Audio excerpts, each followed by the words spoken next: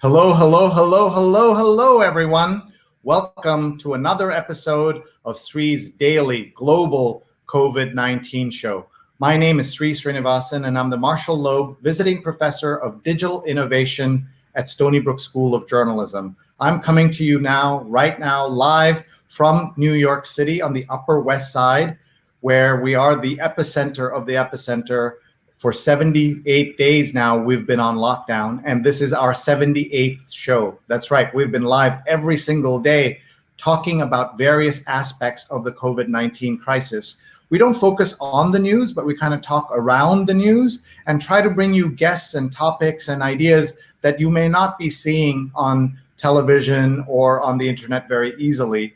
We want this to be an opportunity for you to ask questions and share what you're feeling and what you're experiencing. So many of you have joined us over the last 78 days that it's been such an uplifting experience for me. So many of you have said this has been a lifeline, that this is an essential show, but I want to tell you it's essential for me because it has changed my life and helped me get through this very unusual period in all our lives. Right here in the United States, we've crossed the terrible landmark of 100,000 dead folks, and we're seeing the role that misinformation and disinformation has played in this.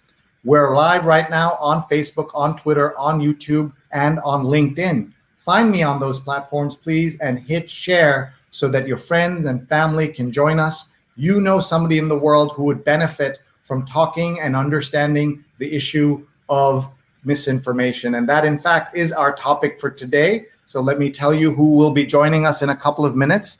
They have a couple of minutes off stage, so they're sharing right now furiously with their networks on these different channels so they can tell their family and friends, and I hope you will too.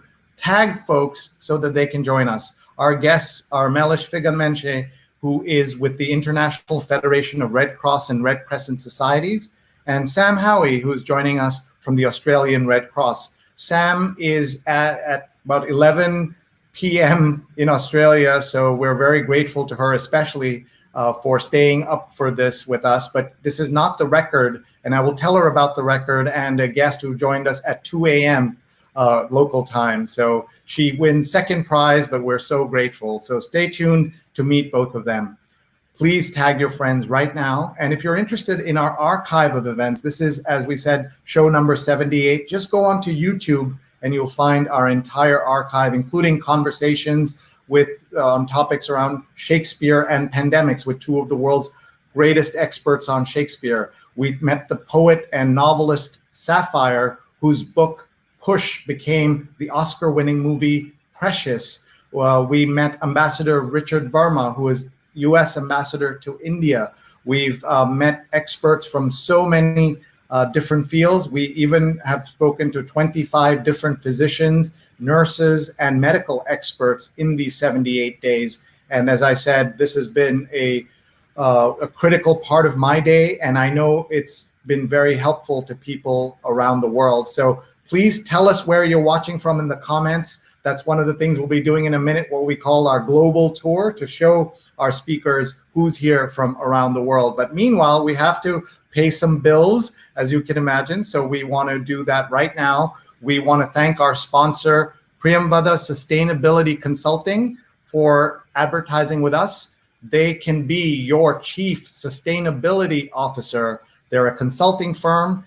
Please go to clean-futures.com, clean-futures.com. They're facilitating sustainable development for a clean future. And we're very grateful to our friend Sonali Chitre for sponsoring this ad and sponsoring the show. Maybe you know somebody who'd like to be a sponsor. We have very reasonable rates. Just have them email me. You can see my email address right on the screen, sree@sree.net. We also want to tell you about the work my company does, Digimentors. We create these shows for other folks. So if you ever wanted to have your own talk show, or your nonprofit would like one, or your company, let us know. We also take conferences and turn them online. Our motto, don't cancel or postpone your real life event without talking to us. We can be 10% of your production team or 110% of your production team. We do consulting, training all around virtual events, as well as how to amplify the events that you're already doing and make them seen around the world.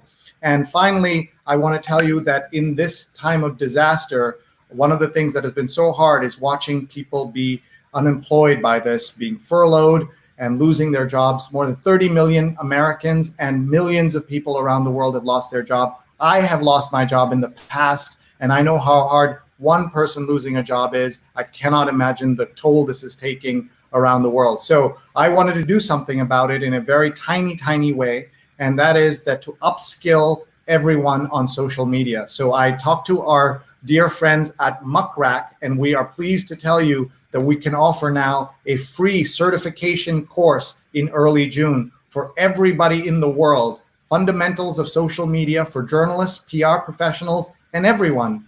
Please take a screenshot or take out your phone and take a picture of this and send it to anybody who would benefit from this free certification course, open to any profession, open to any age group, open to any background, any experience level. We will dig in and give you the fundamentals as of June 2020. My colleague Linda Bernstein and I are working very hard on putting together a really powerful and important course. So please share this with your family and friends. Just go to mrac.co/social, mrac.co/social. Everybody, please do that. All right, enough promotion. Now I want to promote our guests and bring them to, we are so lucky to be able to talk about the topic of misinformation with these two experts who are joining us, one from Geneva and one from Australia. So let's bring them on right now, and please say hello to Melis and to Samantha. Hi.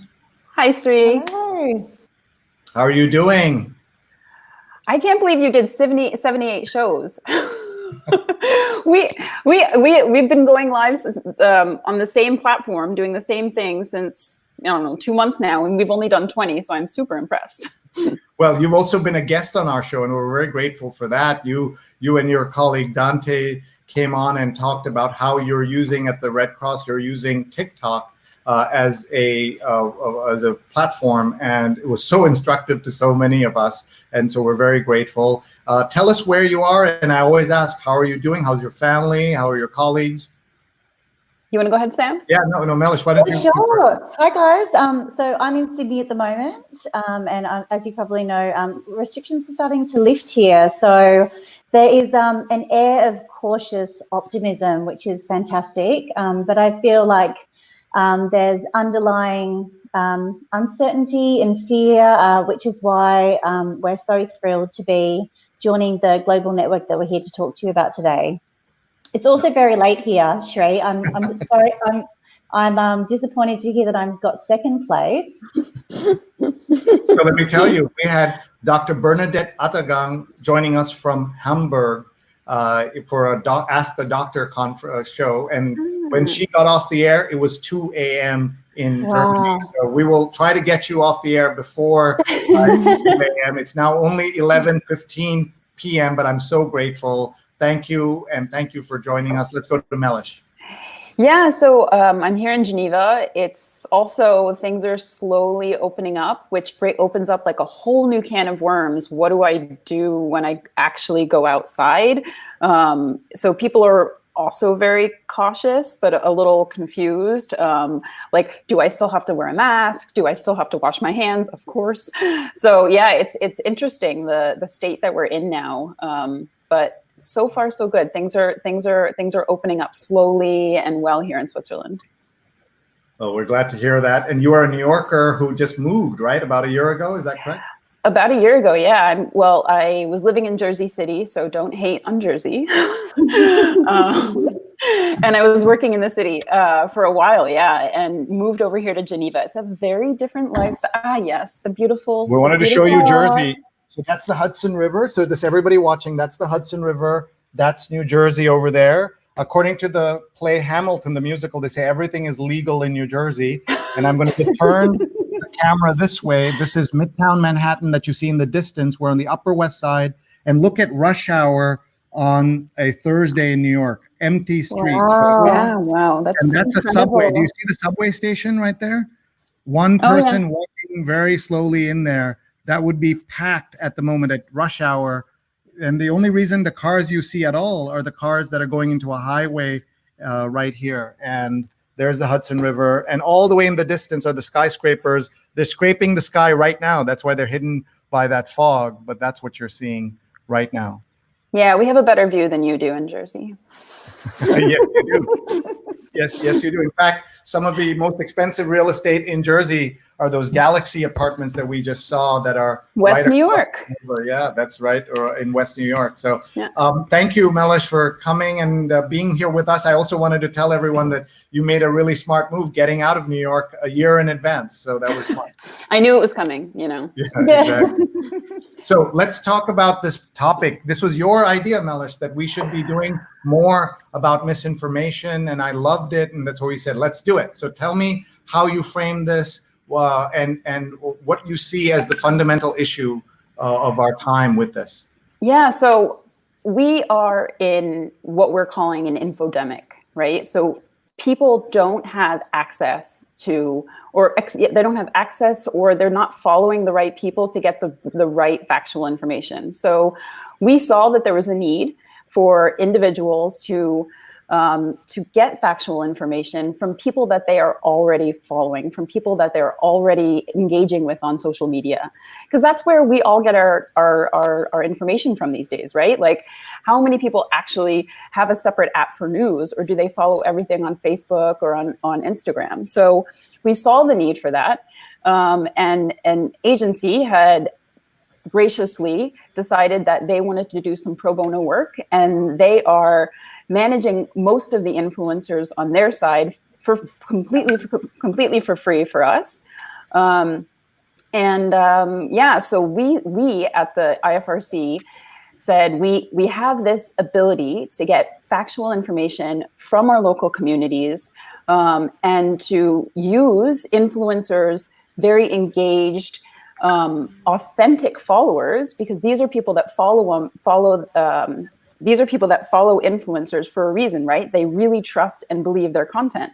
So if we can have these influencers be the beacon, be the catalyst for this really important factual information, then we will be able to flood social media with real news and not fake news. So that was the whole idea behind it. We think that factual information is almost as important as medicine or a vaccine. Like, it's so important. The other day I read an article from BBC on the human cost on misinformation. And some people, like, they really trust fake news. So there's this huge gap, right, of factual information.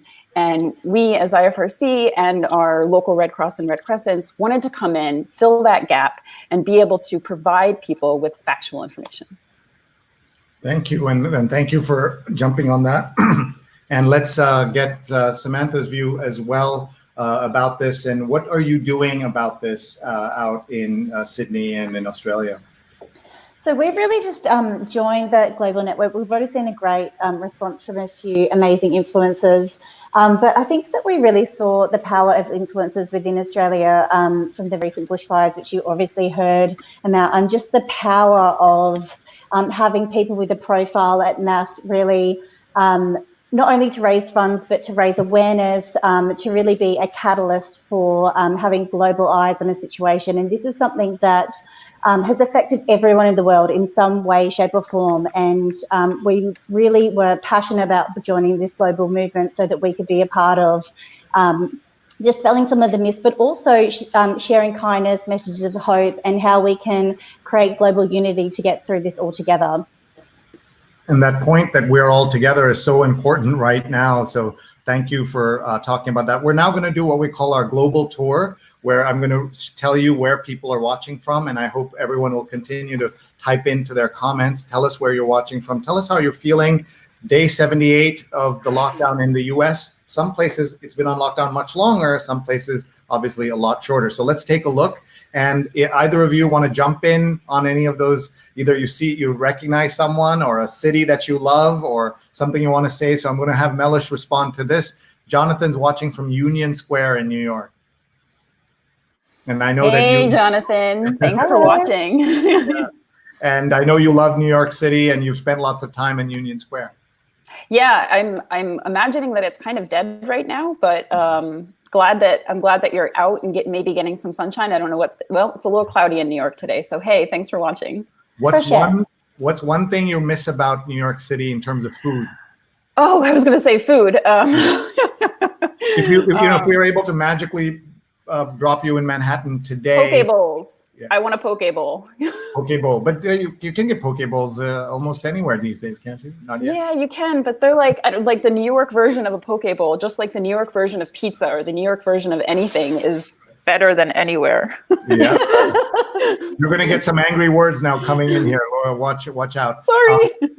Anand's watching from Andhra Pradesh in India. Angela is watching from Long Island. Christy says good evening. Jonathan is tagging his friends, folks. Tag your friends so they can join this very important conversation. Ariel says, good morning from the traditional land stolen from the Lenape, also known as New York City. Absolutely. I mean, this is one of the things that we're seeing is hyper awareness of what we've done to the planet, what we've done to our resources, what we've done to people all over the world in terms of these last decades of the way we've consumed and developed the world. So thank you for acknowledging that. Ariel and I worked at the Metropolitan Museum where I was Chief Digital Officer and he was on my team. Ariel's a fantastic colleague. Let's see, Rusudan is watching, says, good morning, very good topic. Many people are victims of misinformation. Absolutely. Shweta is watching from sweet Sugarland. I presume Sugarland, Texas, unless there's another place with that name. And Angela says, I love Australia.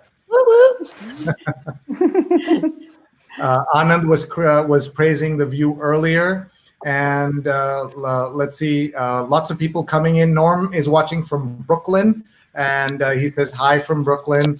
A LinkedIn user is joining us from Boston. Catherine from Huntington Beach. Norm says ready to emerge cautiously from lockdown. Brooklyn is starting once again to rock. Jonathan said no, not quite dead. It's the East Village as well, and it has its own beat. And Doug is awake early in San Francisco. So we have San Francisco all the way to Sydney. I think that's the time zone, unless one of our friends in Hawaii joins us. We've had them before.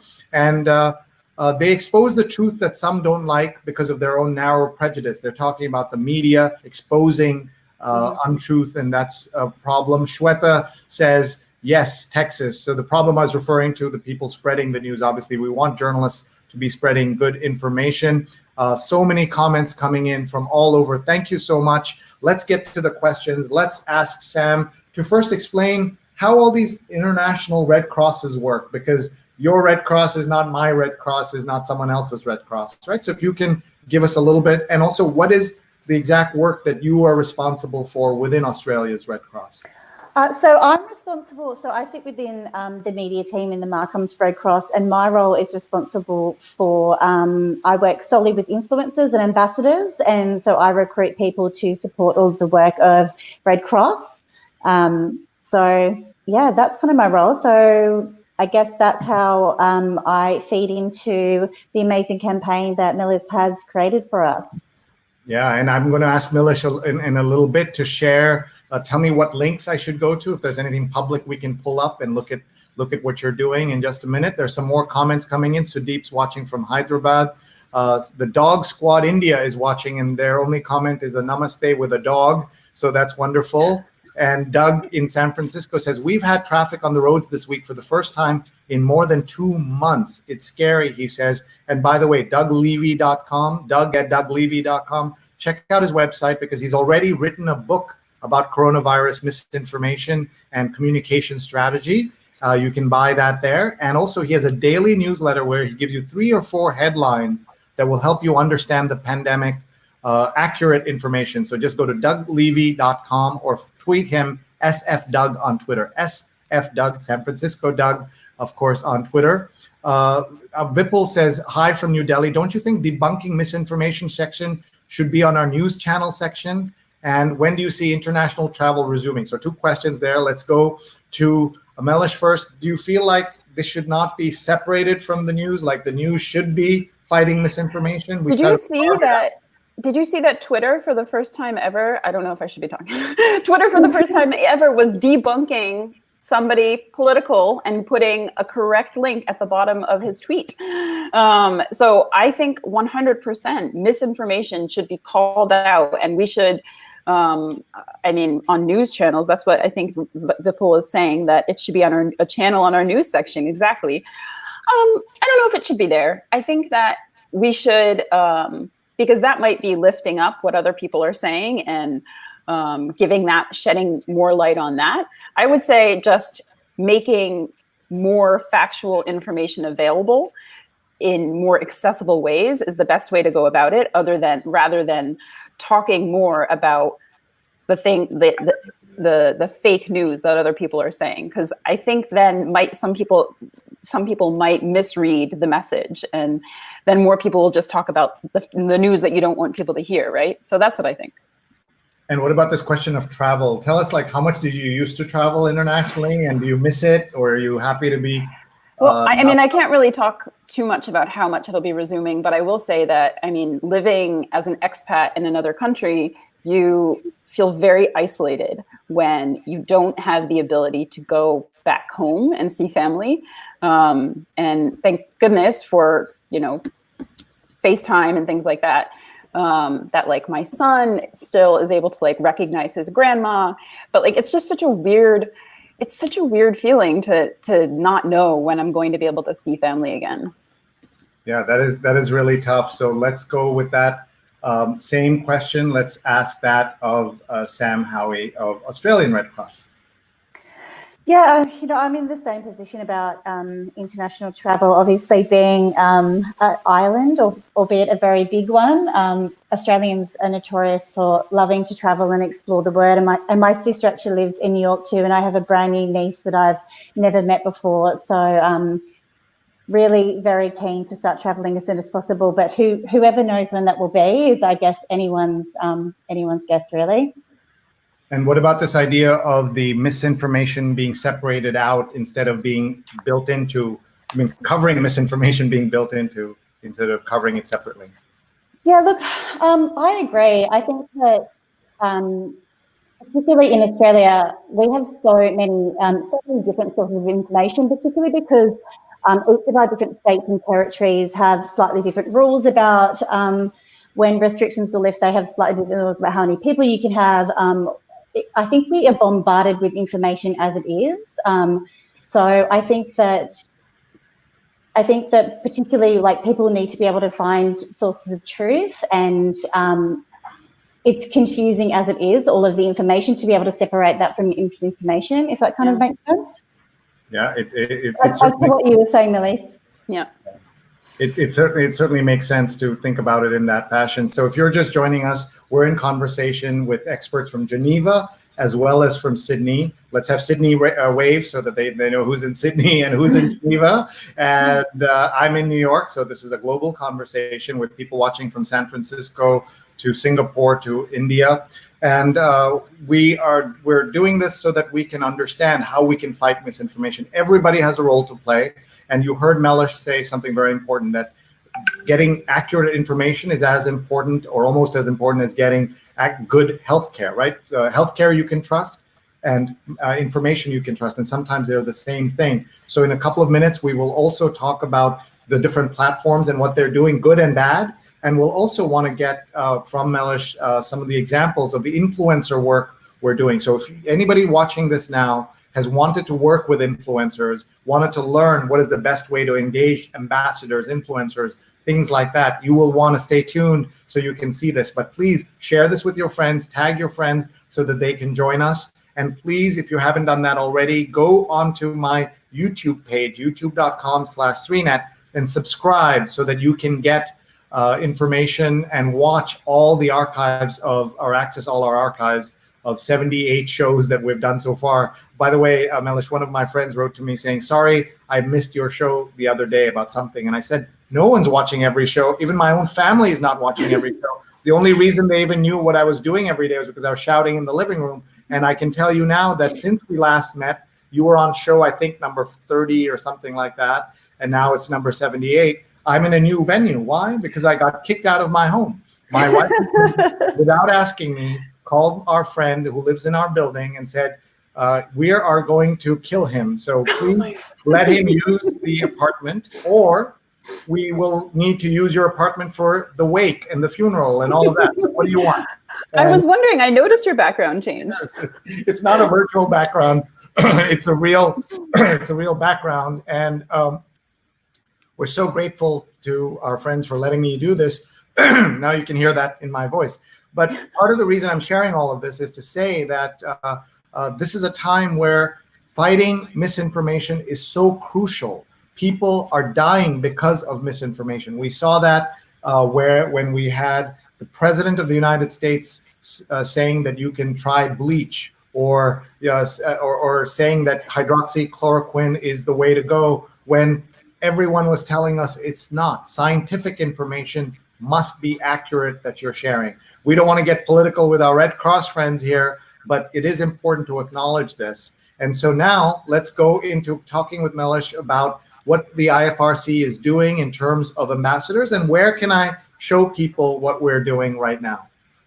Yeah, so first I want to go back. You were saying this is a global conversation with everybody from around the world. And I think that's really important, because that's something that this campaign is really trying to achieve, is to not only get people from influencers from Australia and from the US and from the UK, but to get people from all corners of the world. We're working right now with our Red Cross colleagues in Nepal, trying to bring on influencers from Nepal. We have people that have signed up in Ghana. We have people that have signed up in Mexico. So really, we have people, we're trying to get as local as possible through our local Red Cross and Red Crescent societies to be able to speak to as many people as possible. So Sree, if you go to Instagram and you search hashtag spread facts, not fear, then you'll be able to see some really good examples of influencer posts thus far. I wanted to do a quick shout out to influencers and make sure that whoever's watching doesn't feel like I want to get involved, but I'm not an influencer. We should be very clear that there are multiple types of influencers, right? There's the celebrity, there's the fashion influencer that has millions of followers, but there's also the micro influencer. What we're trying to achieve is really have that connection with anybody that has an engaged following. You could have a couple thousand followers, but if you have a super high engaged following, that's what we want. We want influencers that their followers trust them. So if you feel that way, if you think that you have a very engaged following, you should definitely, I should have come on here with my link. You can tweet me. I'm at Melis Minet. Tweet me and I'll send you a link. That's what we'll do. Thank you, Melis. I appreciate that. Let me just get this banner off. We're hiding Sam there in the corner. So a couple of things, just to be clear. So first thing, we want everyone to follow, obviously, IFRC, so they can find you on Instagram as well. And also Australian Red Cross. Yeah, I'm sorry. And Australian Red Cross. Yeah, we'll look at that as well. And one of the things that I want to show to everyone is the way in which big organizations like this work with influencers. They have a team that works with influencers. I do some work with the UN Refugee Agency, the UNHCR, and they have a team, the Goodwill Ambassador team. I think the UN really pioneered this idea of Goodwill Ambassadors and the range and impact that they can have. And now so many people are doing it. And so we'll get some tips from these folks as well. And Melis, I just want to say, I did not keep scrolling, because sometimes you have to be careful when scrolling on Instagram. You don't know what you're going to get. So that's why I paused here. I completely understand. And that's what happens, right? When you're doing something good in the world, there'll be somebody out there to punish you by trolling you and jumping onto your hashtag and things like that. How do you deal with that? I mean, you really can't. The only thing that you can do is just continue flooding the internet with more of the correct sort of hashtag content, the content for your hashtag that you want to see. There's a lot of people, even when we were choosing influencers, a lot of the questions were, what if you see in some of the posts, like the lower right-hand corner, the heart post has this little stamp on it. Yeah, there's a stamp that says IFRC, it's verified by us. it's factual, right? Our first wave of content was just about solidarity, and we asked our influencers to show a heart. So one of the questions I received was, what if an influencer just takes the stamp and posts something and says that it's factual? Like, you can't control that, really. This is the internet. But the one thing that you can do is continue posting, continue working with more influencers, and just and flood the internet with as much of the factual information as you can. So this is a really great example. This is one of the first posts that we came out with. We asked influencers to just share a heart in the way that their audience would connect with best, right? So this influencer is likely a fashion influencer. So she shared a heart to say, as an act of solidarity, that we're all in this together, that she's going to be taking part in this campaign called Spread Facts, Not Fear. And this is the intro to her audience saying, I'm going to be doing this. Watch out. You're going to be getting some really factual information coming from me soon. So, yeah, this is a really great example.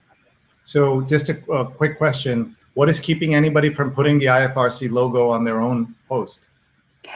There's really, like I said, there's nothing that we can do. It's really hard that there's going to be haters, like you said, no matter what. But we know that there's something else that we're asking our influencers to do, is to put a red circle around their profile pictures, so that they know that their followers know that they're actually an IFRC or Australian Red Cross influencer.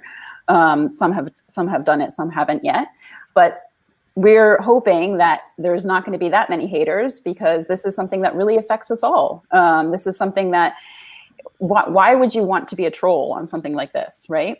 So, unfortunately, as you know, that's, they enjoy getting people upset and hurting people. This is one of the, cruelty is kind of the point in what they're doing, unfortunately. So we're going to look at more of those in just a minute, and we have about 15 minutes left with our wonderful guests. Folks, please post your questions about working with influencers, about fighting misinformation, about this campaign of spreading facts, not fear. I think is so important. We have people commenting. Let me just bring in some of the comments. Our dog squad friends are in Himachal Pradesh in northern India. The masks are mandatory. Curfew from 7 a.m. to 2 p.m. strictly observed. That's very tight, isn't it? 7 a.m. to 2 p.m. Normally it's like overnight, but this seems to be during the day. Doug says, the BBC has done a fantastic job reporting on COVID-19 misinformation, lots of data analysis and useful guidance. That's great, folks. So if any of you want to give a shout out to who's been doing it right, let's bring that in as well. Shweta says, in Houston, we have a local channel that does a fact-checking segment in each news broadcast. It's definitely appreciated by viewers. Michael Downing is in Kansas City area, misses the food in Milano. Oh, that's so sweet, because we've done multiple episodes with our friends in Italy. When this all started, Italy was like the worst hit after China. And we in New York were so blasé about this. Oh, we feel bad for Italy, but we're safe. And then suddenly we're the epicenter and the epicenter of the epicenter, which is just kind of hard to believe that's the case. And people are commenting. Vandana has put on the hashtag spread facts, not fear. Vandana is one of my awesome producers, along with Rose Horowitz, doing great work. Angela loves that you're getting influencers from Nepal. She herself is from Nepal and a journalist and comms person in New York. You guys can connect. You should join us. Israel is in the house. And Ellen says, sorry, I'm late from New York City. You're not late. This will just start again and you can watch. And how about this? My mom is watching from Kerala, India. I love you, Amma. Sorry that we're not together. And she's an amazing dancer of Indian classical dance. That's the avatar you see on the screen right now. Our friend Mark Lee is watching from Durham, North Carolina. I don't know if either of you have been there. And he's asking, how do you respond to folks who are posting the anti-vaccine propaganda from people like the lady who claims to have worked with Fauci? So this is also a little bit about that terrible pandemic meme and everything that went along. So are either of you ready to talk about either this particular question or around it? Melis, we'll start with you. I don't think I'm ready to talk about the pandemic, but what I will say is that the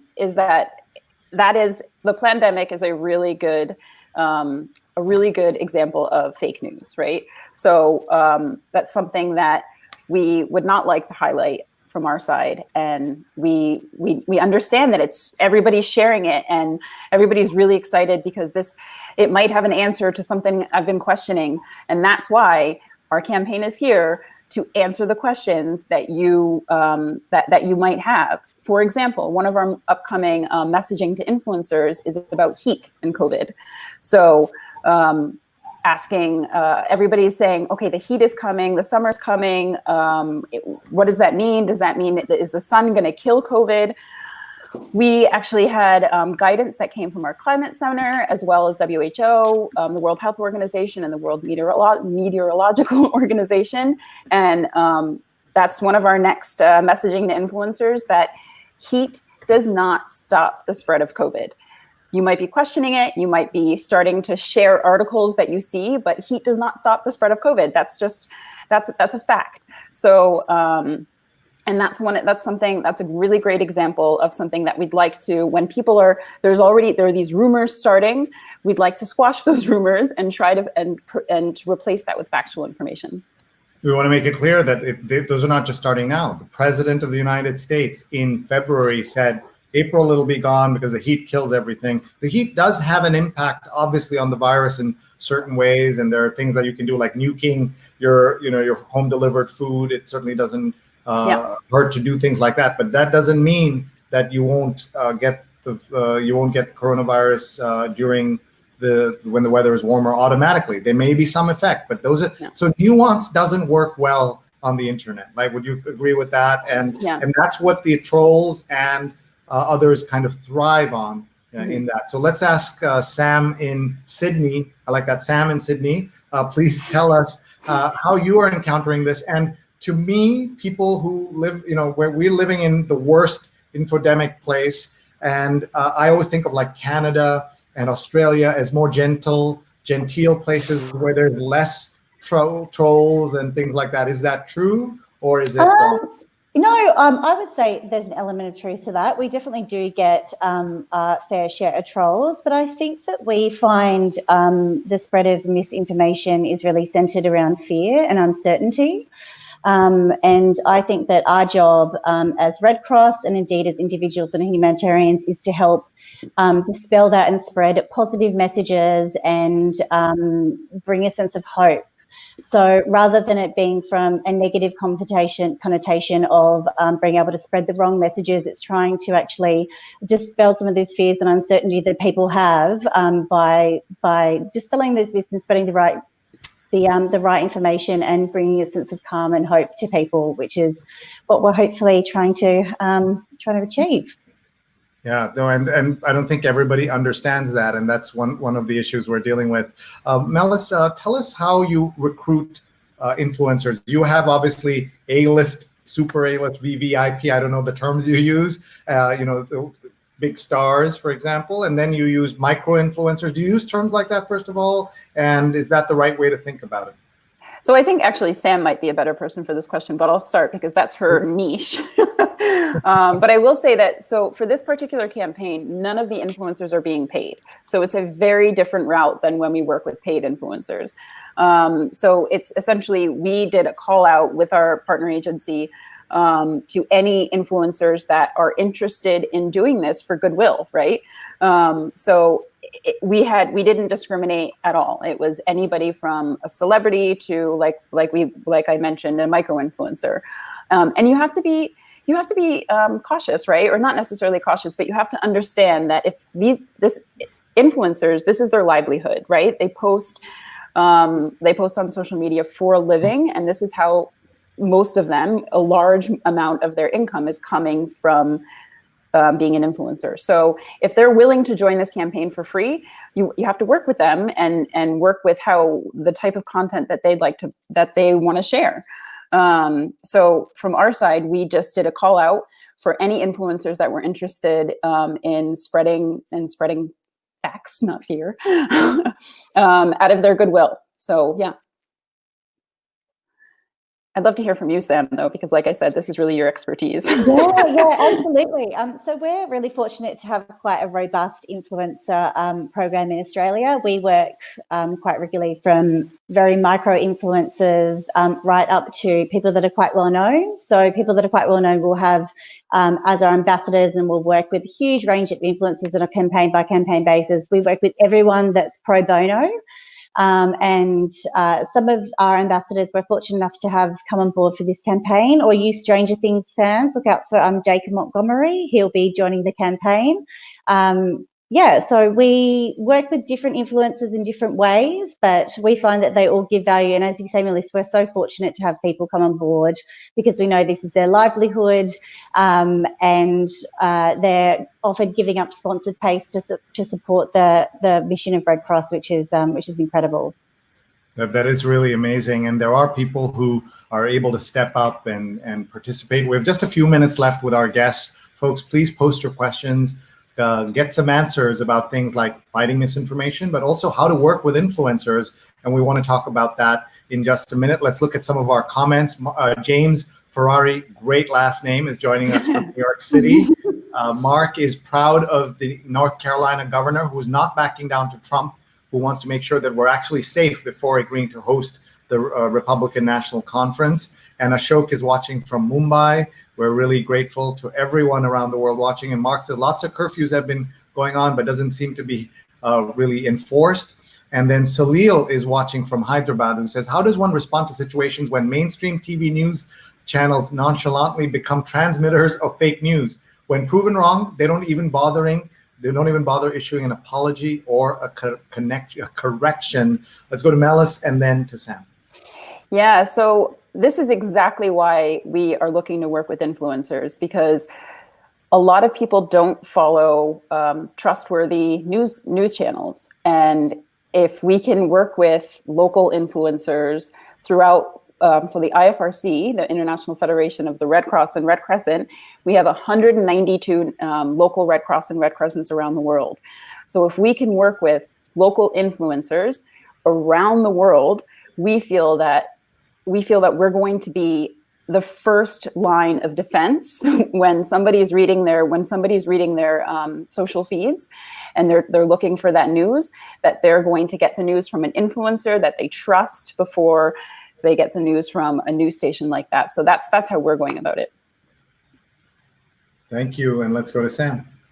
Yeah, I really just want to echo what Melis said. I think that obviously there are unfortunately still a huge portion of people out there that do really take the news as gospel, but things are changing and influencers are really trusted sources of news. And so we're going to go as wide and far as we can to try and spread the correct information and dispel information that's going on about there. And thank you for sharing that. And thank you, Salil, for that question. Very, very nice to see you.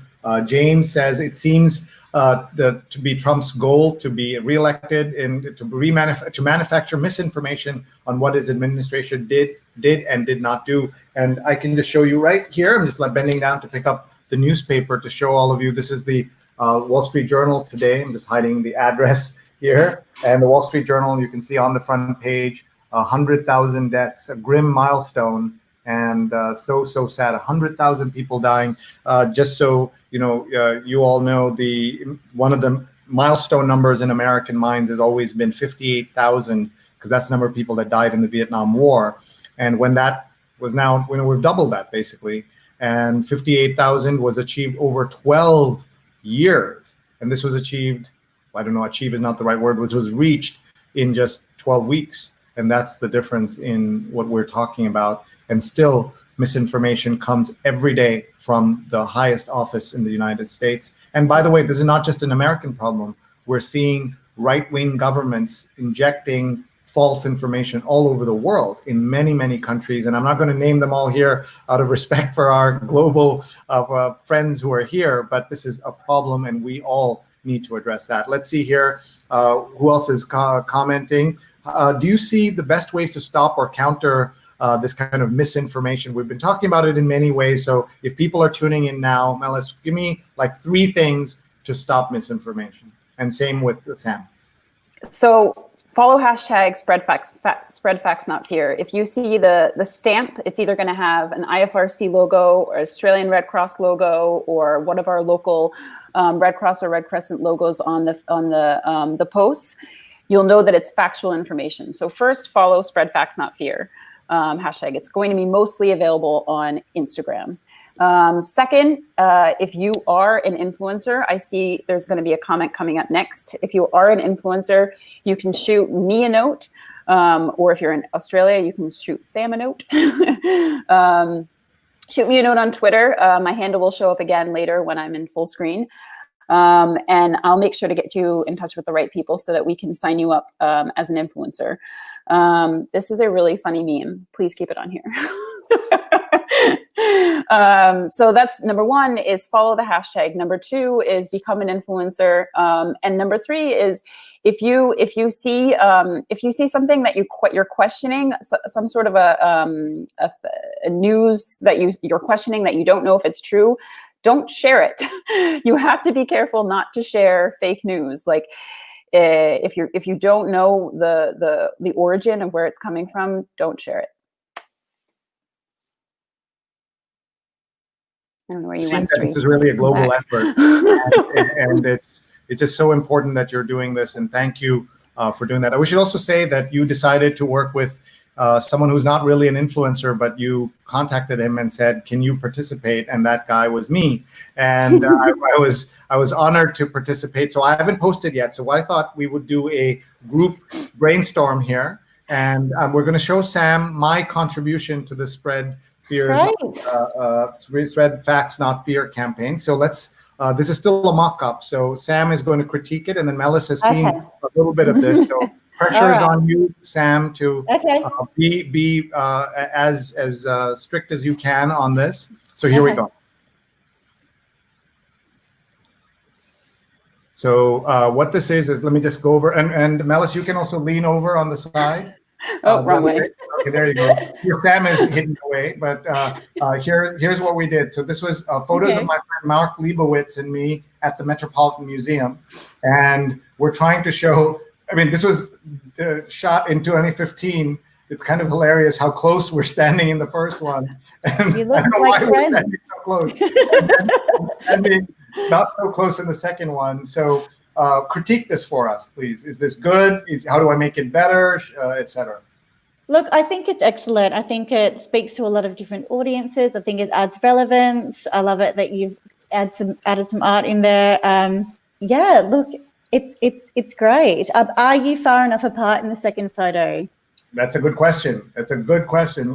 If we're too close in the first one, we're not close. We're not far enough in the second. Is what I'd say. But Mark, by the way, is an example of someone who is documenting his life all the time, taking pictures, sharing, and that's why I had these pictures that he had posted in something else, and I'm reusing it here. I haven't told him yet that we're going to put him on the internet this way, but. So what do I do? So this is a problem, right? Like I could be trying to help, but making it worse by not showing 6 feet apart. That's like 3 feet apart. So what do you suggest? How do we even put a wrong next to the second one and say that's not far enough, or it's just a start? Can you Photoshop it and a really huge painting? I think the thing that I love about this is that you've injected your own personality into it. You've brought a real creativity. It speaks to you, and which is, I think, what we're really looking for as a part of this global network. We're asking people to create content that is engaging and true to themselves, and that they've really kind of thought about the concept. So it gets 2 thumbs up for me. Yeah, I would say you could maybe in the copy say something like, this may not be exactly, I can come back to my center screen now. This may not be exactly 2 meters or whatever the equivalent is in feet. 6 feet, yeah. I've become such a European. This may not be the exact 6 feet, but this is a good example of something that, that we're trying to, the message we're trying to send. So I think that's a really great post. But don't forget to use the hashtag actually in the copy. Also, not just in the photograph, right? So that's important. So these things matter. Just explain that again. So when people are doing something like this, it's not enough to put it here. Yeah. Exactly. You have the hashtag in the image, and you also have tagged us in the image. So if you can, just make sure that you tag us and use the hashtag in the copy when you're posting that on Instagram. You can also post it on Twitter, wherever you're most active. Okay, thank you. And so in the couple of minutes we have left, and it's almost midnight, and we don't want Samantha to be awake much longer for this. But you've worked with influencers for so long. What are the keys to working with them? And we're not, let's say I'm not a big organization, I don't have a lot of budget, etc. What are some keys to making it work on zero budget or no budget or low budget? Sam? Do you want me to kick off? Yeah. I think that the most important thing is to really tap into where people's passions lie, which is something's obviously really key for a humanitarian organisation like Red Cross. We work for people pro bono. So find where people's passions lie. You want to work with people that want to work with you for free. There's authenticity there, and you want it to be collaborative. So don't be too prescriptive about what you're asking people to do. Be clear in your brief, but give them enough freedom to create something that's authentic to themselves and that's going to resonate with their audience. Yeah, I think that's great advice. Do you have any funny stories about things that you didn't expect to work and they worked, or vice versa? I have some very funny stories about organic posts that happened in the bushfires.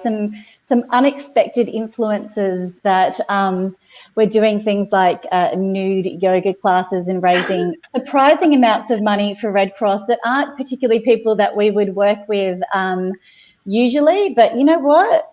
Sometimes things like that work. They're not officially on our books, but you know, it's a crazy place out there, the internet.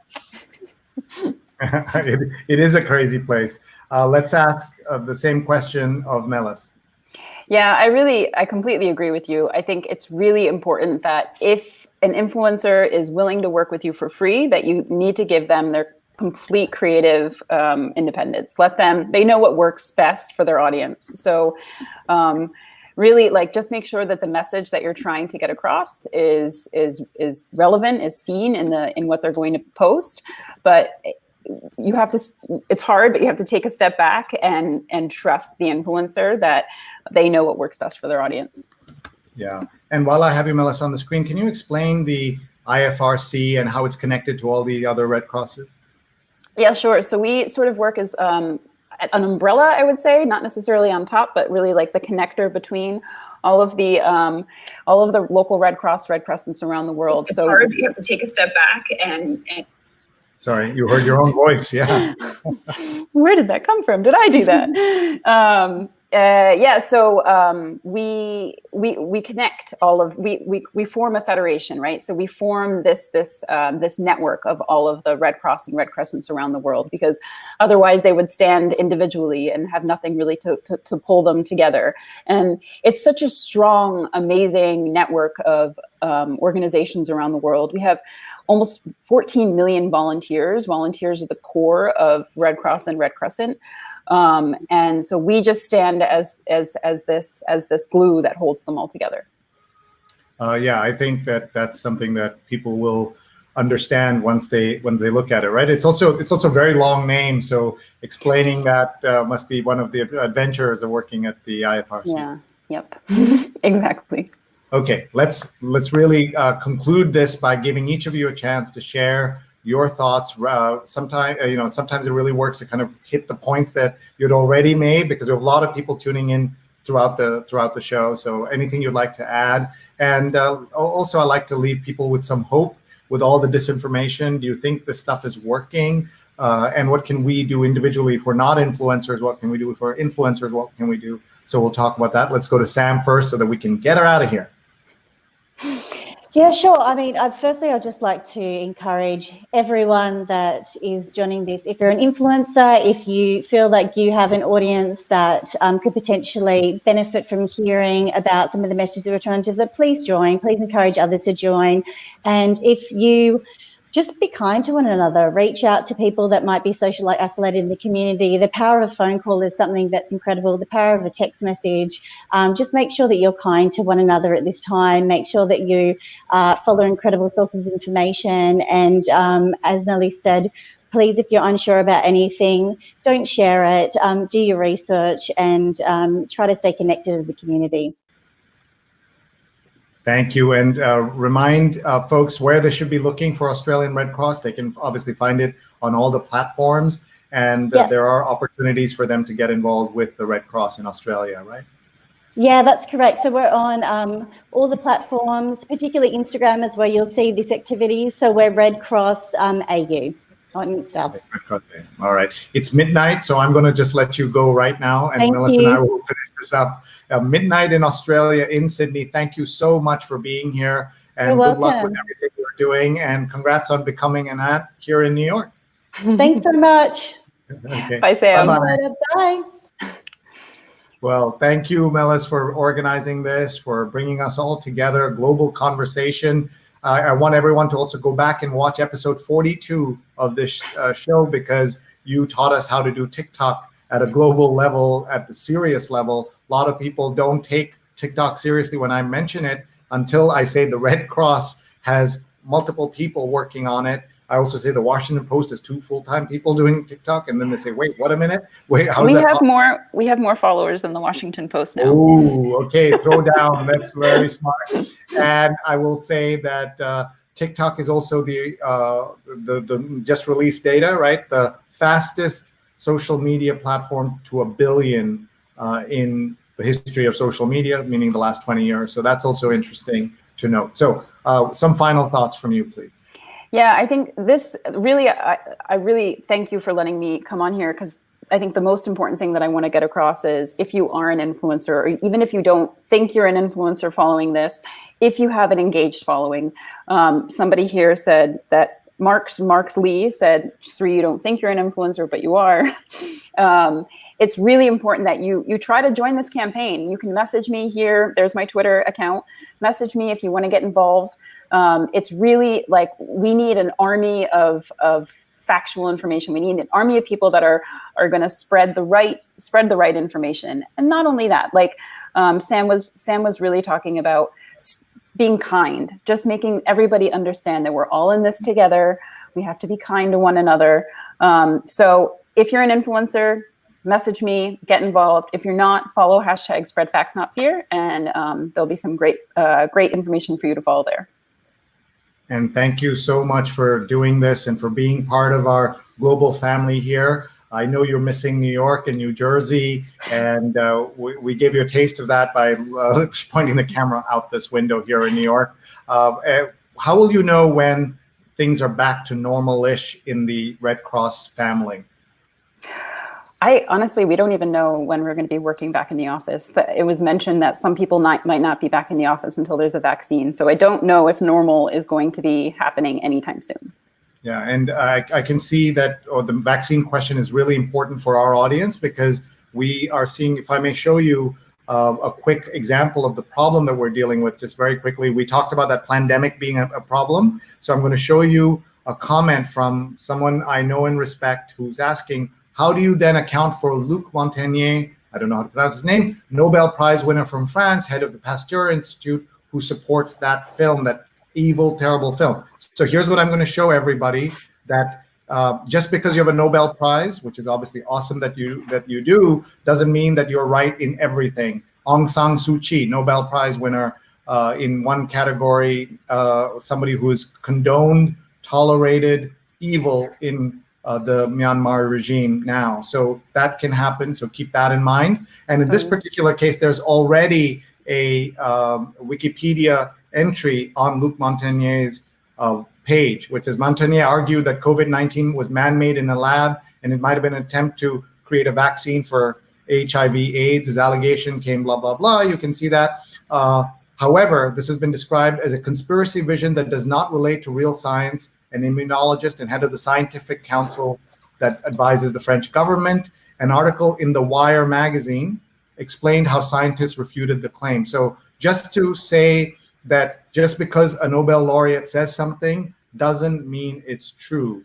And the Nobel Committee would be the first to admit that the things you're recognized for specific work at a specific time in your life. There are many people you and I respect, Melis, over time whose opinions change about things, and now this is a stain on his legacy that he decided to go down this route.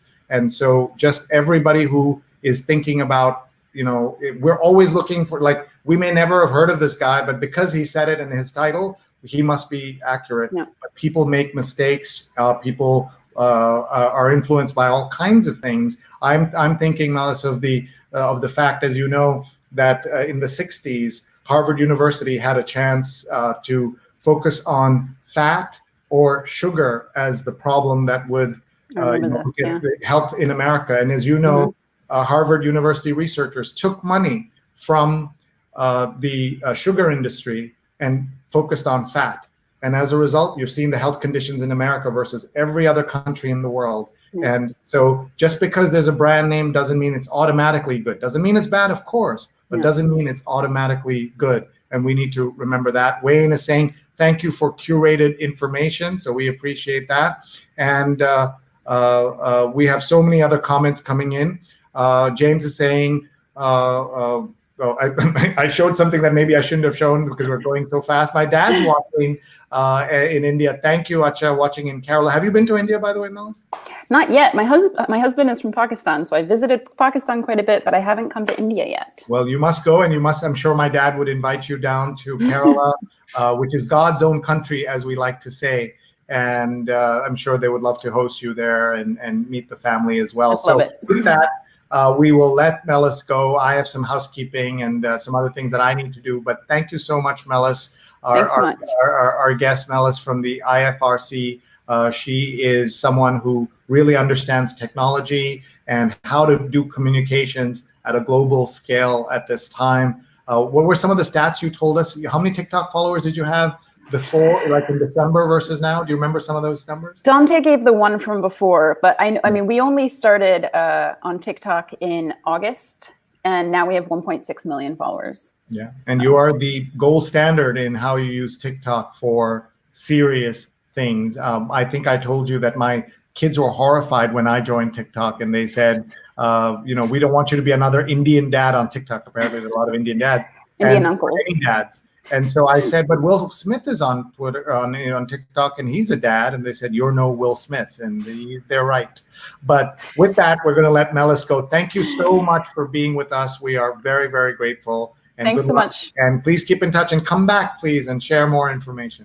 I will. Thank you so much for having me. Take care. Bye. Terrific guests, both Sam and Melis, joining us from Geneva and Sydney, and we're here in New York. So important for us to say thank you to our audience. You make the show. Our guests make the show, but you make the show. So thank you for being here with us. Thank you for sharing your information. Thank you for giving me support at this time. 78 shows, and we have so much more to go. We're coming up on Friday night at 9 p.m. We're going to do a show that's really important about running during COVID-19 for elections. And we're going to meet two candidates who are running here in New York City and what it's like to be a candidate.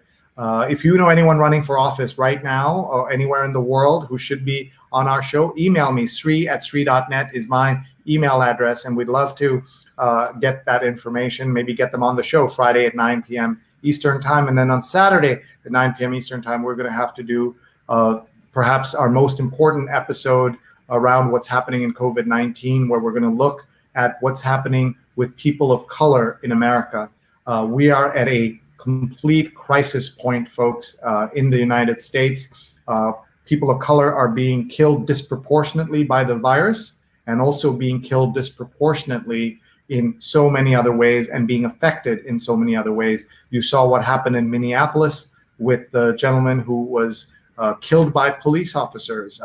You saw the incident in Central Park in New York, where a woman decided to call the cops on an African-American gentleman for no reason apart from a kind of altercation that can happen in a crowded city during a pandemic, but decided that calling the police was the way to go. She lost her job.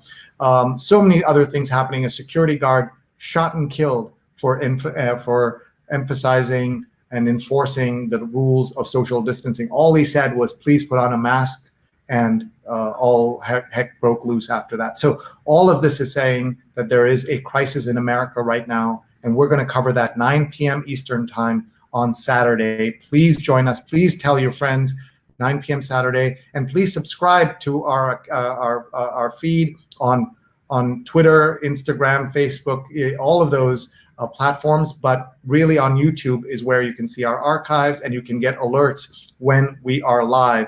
Before we go, we want to just tell you about a couple of other things. We have a Sunday morning show, 8:30 to 10:30 a.m., where we read the New York Times like crazy people, and we talk about the New York Times and talk about news, and we have some fabulous guests that have been on our show.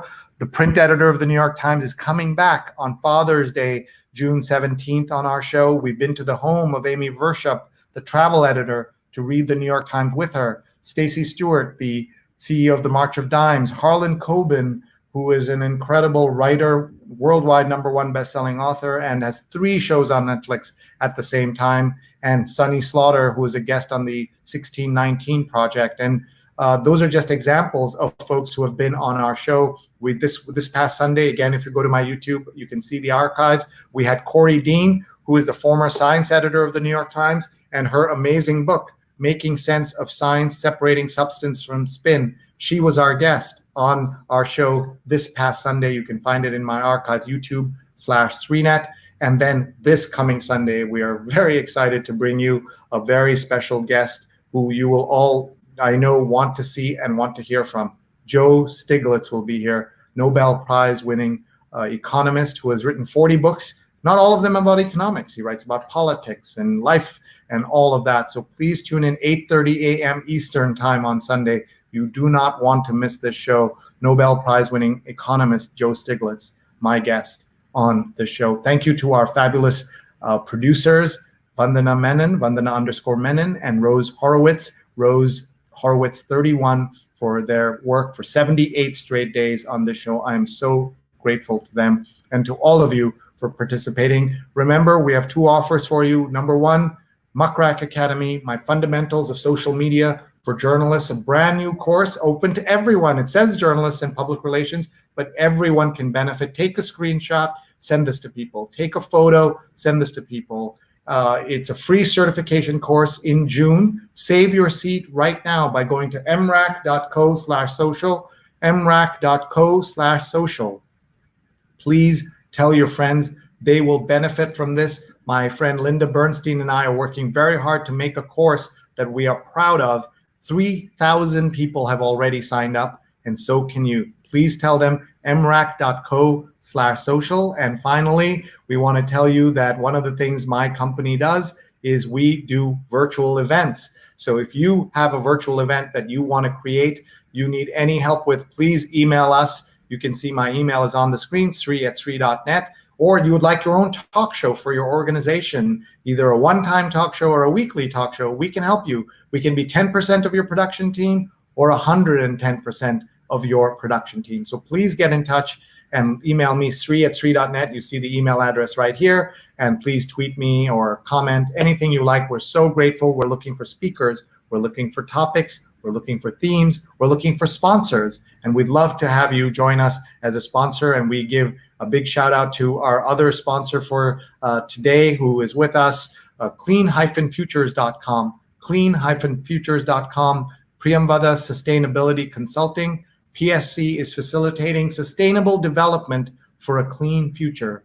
Sustainable development for a clean future. Hire them to be your chief sustainability officer. So important for us to focus on a green future. And thanks to Sonali Chitre from PSC for sponsoring that. Clean-futures.com. With that, we'll say goodbye and thank you. We'll see you on another episode, live or recorded. Please go to YouTube and please sign up by subscribing. And also, if you're a WhatsApp user and you prefer WhatsApp, how about this? We offer a WhatsApp alert. You can just join us by going on to WhatsApp or taking out your phone right now and just pointing your camera at this. If you have an iPhone, you can point your camera and you will get WhatsApp alert listing, and I will alert you. It is not a racist WhatsApp group. It is a WhatsApp group where you'll just get an alert. It's not a group, just a listing. And if you're on iPhone, you just point your phone at that. If you're on Android, you know how to use QR codes already. So that's great.